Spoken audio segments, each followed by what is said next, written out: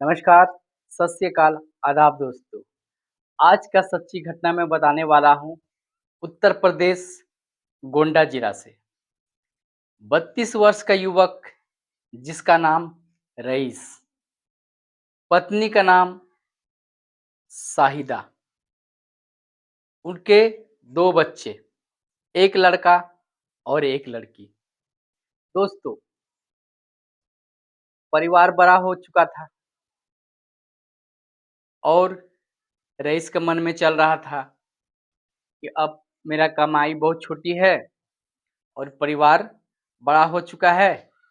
किस तरह से मैं काम करूँ कि कुछ ज़्यादा पैसा आए और मेरे परिवार का भरण-पोषण सभी ज़रूरतें पूरी हो जाए।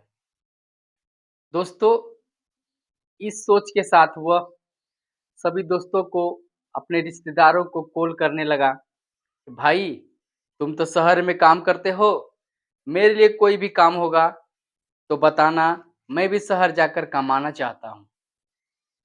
इसी तरह से दिन बीतता गया और एक दोस्त ने बताया कि ठीक है, मुंबई में एक काम है, तुम चाहो तो कर सकते हो।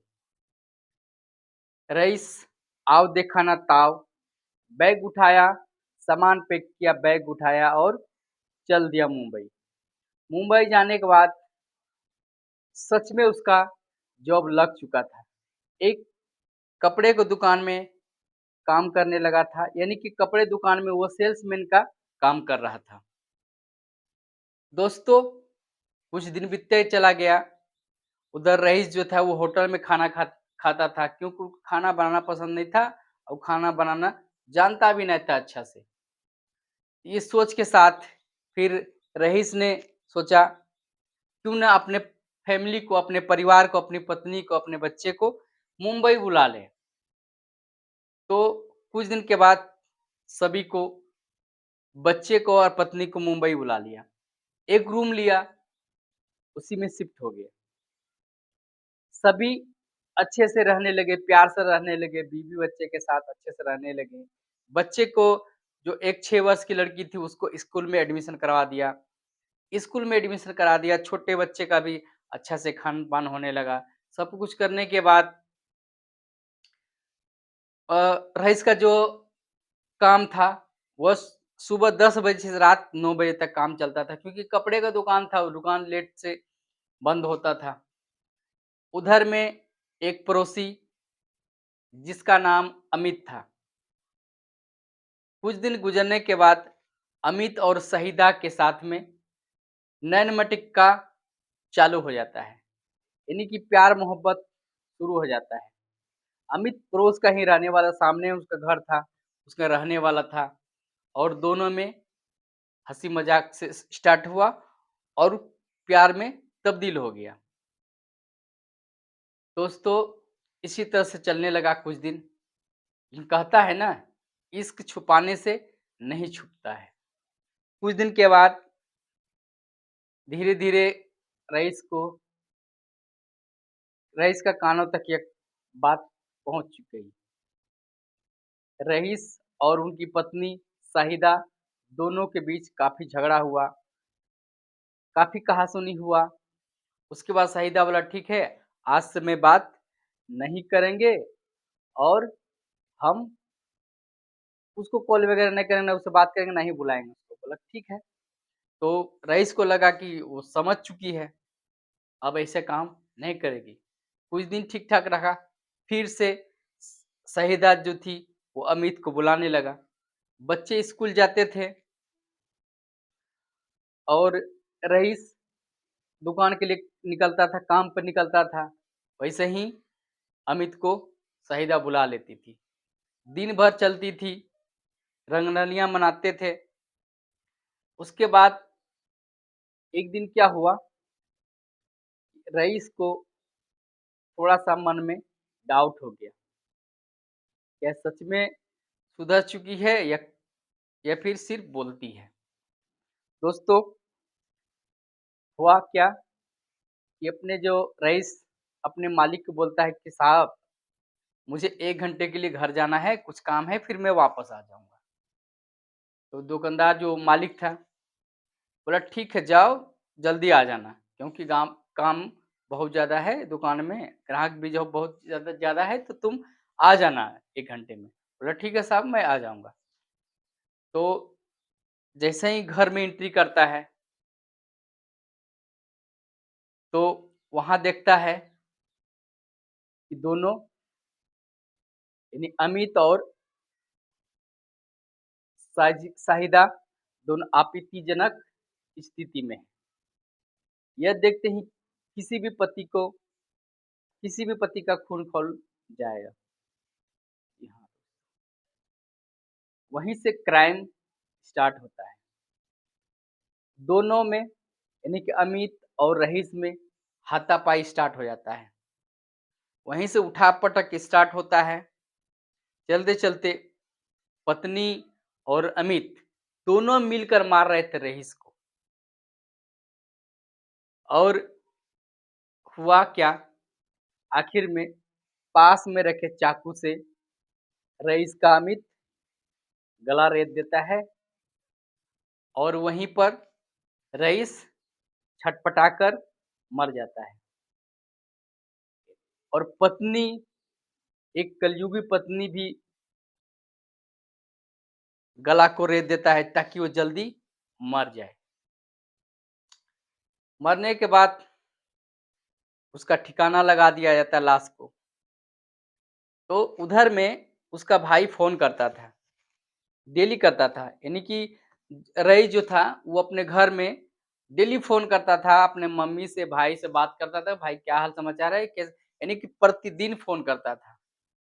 यहाँ पर कि 2-3 दिन बीत गए, जब फ़ोन नहीं किया रईस, तो उसका पापा बोलता है कि लगाओ ज़रा रईस को फ़ोन, क्या बात है 2-3 दिन से बात नहीं हुआ है। उधर से फ़ोन करता है तब इधर शाहिदा उठाती है। शाहिदा बोलती है कि वो 2-3 दिन से घर में नहीं है, कहाँ गया है कोई पता नहीं है। ना ही हमसे झगड़ा हुआ, ना कहा-सुनी हुआ है और वो कहाँ गया गया है कोई पता नहीं है। तो सबको आश्चर्य करने लगा कि आखिर गया कहाँ? अगले दिन क्या हुआ कि पत्नी जो थी शाहिदा पुलिस स्टेशन जाती है, थाना जाकर रिपोर्ट लिखाती है कि मेरे पति गुमशुदा है, 2-3 दिन से घर नहीं आई है। वहाँ आएगा कहाँ से? वहाँ तो अपने पति को ही मार दी दी है।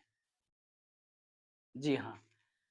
अब उधर से भाई जब इस खबर सुनता है कि नहीं है घर में, कहाँ गया है, तो वहाँ से उसका भाई बोलता है कि बाप बोलता है कि जाओ देखो तुम्हारा बड़ा भाई कहाँ है, तो उसका पता लगाओ जा कर के।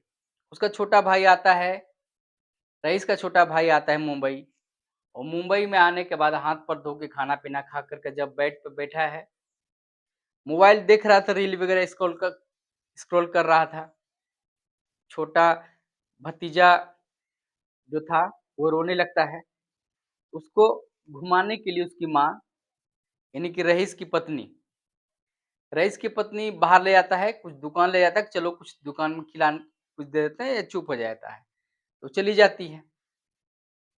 उसके बाद होता क्या है कि घर में रहती है रईस का छोटा भाई और उसका बेटी। यानी कि दोनों चाचा-भतीजी में तो जानबे करते हैं चाचा का दुलारी होती है भतीजी, 6 साल की बच्ची थी। दोनों ऐसे अ, खेल रहे थे, इसको मोबाइल पे कुछ गेम वगैरह खेल रहे थे, कुछ रील वगैरह देख रहे थे। तो भतीजी बोलती है, "चाचा, एक बात बोलें?" तो बोलता है, "हाँ, बोलो बेटा, क्या बात है?" बोलते हैं, "चाचा, पापा को मम्मी ने मार डाली है, मार डाला है।"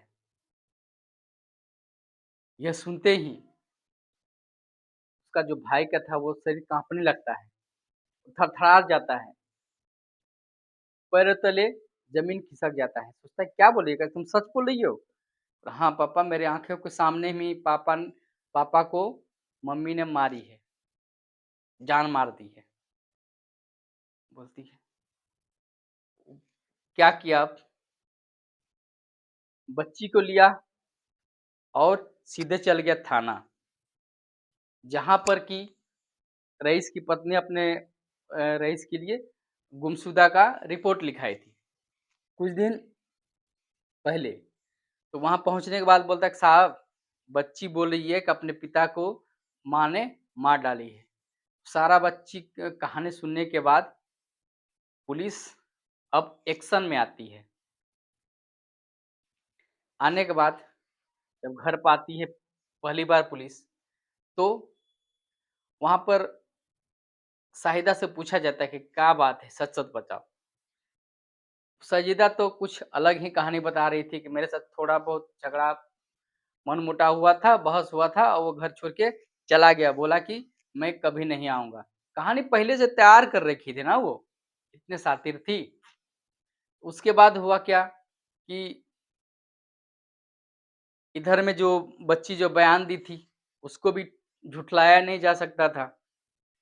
तो वो बोला ठीक है, दोनों का बात को मिलाया, उसके बाद घर छानबीन करने लगा। घर में अपने देखने लगा, अच्छा देखते हैं क्या-क्या है, सब जो घर में घूमा, तो किचन जो था, किचन में टाइल्स सही से लगा हुआ नहीं था। टाइल्स उल्टा-पुल्टा लगा हुआ था। ऐसा लग रहा था कि हड़बड़ी में कुछ लगाया गया था। तो फिर हुआ क्या, पुलिस का वहाँ पर माथा ठनका और दिमाग दौड़ने लगा कि इसमें जहाँ न यहाँ न कुछ ज़रूर बात है। पुलिस ने खुदाई करने वाले को बुलाया। बुलाने के बाद खुदाई चालू हुआ। लगभग 8-10 घंटे वहाँ पर खुदाई चला, सोच लीजिए। चलने के बाद पहला एक हाथ निकला वहाँ से। पुलिस को सारा मैटर समझ में आ चुका था। वहाँ पर हाथ निकलने के बाद वहाँ पे दूसरा, पहला, दूसरा, तीसरा, चौथा सब टुकड़े को वहाँ से निकाला गया और एक में उसको रखा गया। अब अच्छे से पुलिस खातिरदारी करने लगा शाहिदा का। जब अपने से पूछताछ की सख्ती से, तब जाकर सारा बात उगला, यानी कि कबूल किया। शाहिदा, हाँ मैंने मारा है। बोला अच्छा, ठीक है। सारा बयान लेने के बाद बोला कि हम और अमित मिलकर मारे हैं। तो पुलिस को के सामने जब कबूल कर लिया, कबूल करने के बाद शाहिदा बोलती है कि साहब, आपको कैसे पता चला? तो बोलता है पुलिस कि तुम्हारे बेटी ने मुझे वहाँ तक पहुँचाया, ताकि मैं केस को सॉल्व कर सकें। वहाँ हुआ था क्या कि जब रईस को मार रहा था दोनों, मारने के बाद जब मर चुका था रईस, गला रेत कर जब मार चुका था, तो वो शाहिदा किसी दूसरे मतलब पड़ोस में खेलने के लिए गई थी। अपने भाई के, छोटा भाई जो था 2 साल का, उसको लेकर गई थी। तो जैसे ही वो ठिकाने लगाने वाला था लाश को किचन में, वहीं पर वो देख लिए। अब अब तो उसका भी लग रहा था जान मार देगा वो। अपनी माँ, अपनी बेटी को और बेटे को भी जान मार देता, लेकिन उसको धमकाया बेटी को पहले कि अगर तुम किसी को बोली तो मैं तुझे ड्राम में डुबाकर मार दूँगी और तुम्हारे छोटे भाई को भी मार देंगे। ये सब इतना डर गई, सहम गई बच्ची कि बोला ठीक है, हम ऐसा किसी को कुछ नहीं बोलेंगे। आखिर में शाहिदा और अमित दोनों को जेल हुआ, दोनों जेल में चक्की पीस रहे हैं। तो दोस्तों, यह कहानी कैसी लगी? वीडियो को लाइक कर दीजिए, चैनल को सब्सक्राइब कर दीजिए। मिलते हैं किसी दूसरे एपिसोड में, क्राइम एपिसोड में। तब तक के लिए जय हिंद, वंदे मातरम।